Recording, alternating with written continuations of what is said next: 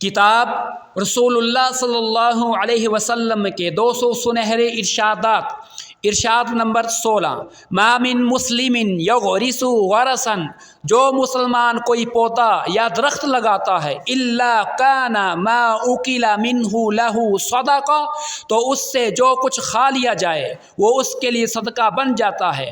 وما سرق منہ لہ صدقۃ، اس سے جو کچھ چوری ہو جائے وہ اس کے لیے صدقہ ہے۔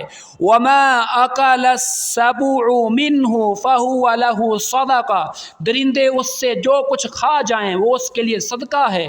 وما اکلت الطیر فہو لہ صدقہ، جو کچھ پرندے چگ جائیں وہ اس کے لیے صدقہ ہے۔ ولا یرزقہ احد الا کان لہ صدقہ، اور جو کوئی اسے نقصان پہنچائے وہ بھی اس کے لیے صدقہ ہے۔ صحیح مسلم 1552۔